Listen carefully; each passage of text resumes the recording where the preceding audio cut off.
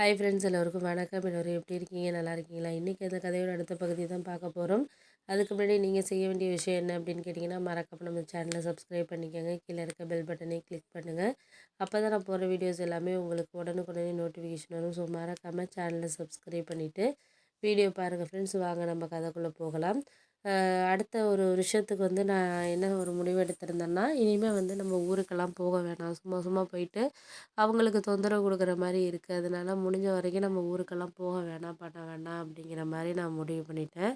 அதுக்காக நான் என்ன யோசிச்சேன்னா, இது மாதிரி நீங்கள் முடிவு பண்ணுறதெல்லாம் கரெக்டு தான். ஆனால் அதை எடுத்துக்கிட்டு போகிற விதங்கிறது நம்மளுக்கு ஒரு காம்ப்ளிகேட்டடாக இருக்குல்ல. அதனால முடிஞ்ச வரைக்கும் நம்மளால் என்ன ஒரு இதை நம்மளால் இது பண்ண முடியுமோ அதை தான் நம்ம சொல்லலாம், பண்ணலாம், செய்யலாம். அதுக்கு விட்டுட்டு நம்ம வேற யாரையும் இது பண்ண முடியாது அப்படிங்கிற மாதிரி எனக்கு தோணிகிட்டு இருந்துச்சு. அதனால நான் என்ன யோசிச்சேன்னா, சரி இதுக்கு அடுத்தது என்ன ஒரு இதை பங்களிப்பை நம்ம குடுக்கணுமோ, அத குடுத்தாலே போதும். நம்மளுக்கு அதுக்கு அப்புறம் நம்மளுக்கு எது முயற்சிகள் என்ன முயற்சிகள் பண்ணாலும், அத நம்ம அடுத்த ஒரு இதுக்கு கொண்டுட்டு போறதுக்கான இதுங்கிறது நமக்கு இருக்காது.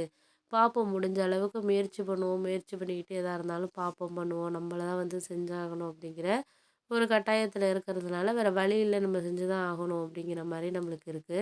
அதனால முடிஞ்ச வரைக்கும் நம்மளுக்கு எதையுமே ஒரு காம்ப்ளிகேட்டடா நினச்சிட்டு போனோம்னா மட்டும் தான் நம்மளுக்கு இதா இருக்கும். அத விட்டுட்டு வேற எதையாச்சும் நம்ம ஒரு நல்ல விதமா நினச்சோம் அப்படின்னா, கண்டிப்பா நல்லதே நடக்கும் அப்படின்னு நினச்சிக்கிட்டு நம்ம போகணும் அப்படிங்கிற மாரி எனக்கு இருந்துச்சு.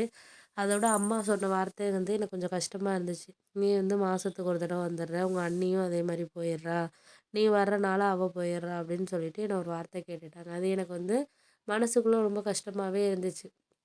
என்னடா இது இப்படி கேட்குறாங்களே, பண்ணுறாங்களே, செய்கிறாங்களே அப்படின்னு சொல்லிட்டு மனசுக்குள்ள ஒரு விதமான கஷ்டமாவே இருந்துச்சு. இருந்தாலும் நம்ம என்னதான் மனசுக்குள்ள ஒரு கஷ்டங்கள் நமக்கு இருந்தாலும், பண்ணாலும், செஞ்சாலும் அத வெளிப்படுத்திக்கிறதுக்கான டைம்ங்கிறது நம்மளுக்கு இப்போதைக்கு நம்மளால சொல்ல முடியாது, பண்ண முடியாது அப்படிங்கிற மாரி தான் இருந்துச்சு. அதனால நான் முடிஞ்ச வரைக்கும் நான் சொன்னேன். இதுக்கப்புறம் நீங்க எதா இருந்தாலும் ஒரு முடிஞ்ச வரைக்கும் நீங்க முயற்சி பண்ணி பாருங்க. எதா இருந்தாலும் அதுக்கப்புறம் நம்மளுக்கு நடக்கிற விஷயத்த நம்ம கடவுள்ட்ட விட்டுட்டு போக வேண்டியது தான் அப்படின்னு சொல்லிட்டு, நான் என் ஹஸ்பண்ட்ட சொன்னேன். இது மாரி நான் அடிக்கடி போறனால, அண்ணி அவங்க வீட்டுக்கு போறாங்களா அப்படின்னு. ஆமா, நீ பண்ணுறது தப்பு தானே. நான் உன்கிட்ட நெறைய தடவ சொல்லிட்டேன். இது மாரி அம்மா, அப்பாவ உனக்கு பிடிக்கும் தான், இல்லைங்க இருந்தாலும் ஒரு இதுக்குன்னு இது பண்ண போயிட்டோம்னா, அடுத்தடுத்தது நம்மளுக்கு என்ன கிடைக்குதோ, என்ன இது பண்ணுதோ, அத நம்ம பார்த்துக்கிட்டு போனோம்னா தான் நமக்கு அது சக்ஸஸ் ஆகும்.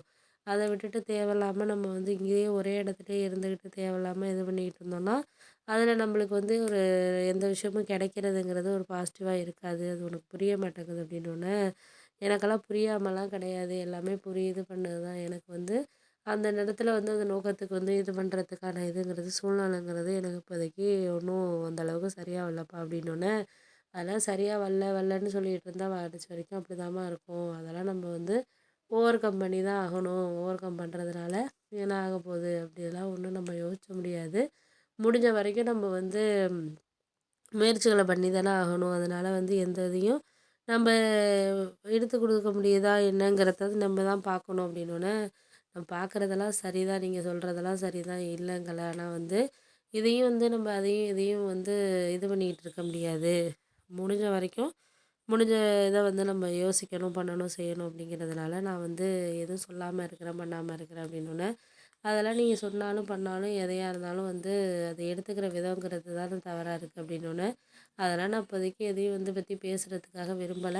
பார்ப்போம், எந்த இதா இருந்தாலும் நம்ம முடிஞ்ச வரைக்கும் முயற்சி பண்ணி பார்ப்போம். முயற்சி பண்ணி பார்த்துட்டு அது சரியா வருதா, இல்லையா அப்படின்னு சொல்லிட்டு மட்டும் அதுக்காக நம்ம எதுவும் பண்ண போறது கிடையாது, செய்ய போறது கிடையாது அப்படின்னு சொன்னோனே, சரி விடு, அதெல்லாம் நம்ம எதுவும் இப்போதைக்கு சொல்றதுக்கூடிய நிலைமையில நம்ம இல்ல அப்படின்னோனே, சரி அது நீ சொல்றதும் கரெக்ட்டு தான். நான் அதுக்கு மேல எது ஒரு முடிவு எடுக்கிறதுக்கானதுங்கிறது விருப்பங்கிறது நம்மளுக்கு கிடையாம தான் இருக்கு. அதுக்காக நம்ம என்ன பண்ண முடியும்? செய்ய முடியும். அதனால நம்ம ஒண்ணுமே இது பண்ண முடியாது. முயற்சிகள நம்ம ஓவர் கம் பண்ணி தான் ஆகணும், செய்யணும் அப்படின்னோனே, அதெல்லாம் செய்யறதெல்லாம் ஓகே தான்.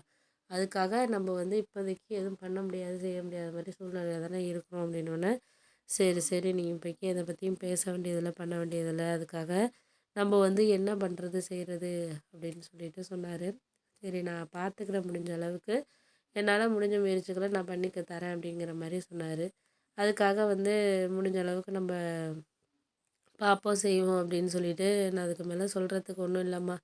எதா இருந்தாலும் உன்னோட முடிவு தான். எதுக்கும் வந்து நான் பொறுப்பாக முடியாது. எதா இருந்தாலும் உன் முடிவு உன் கையிலங்கிற மாரி உன்னோட முடிவு தான். நான் அதுக்கு எதுக்கும் இப்போதைக்கு பொறுப்பாக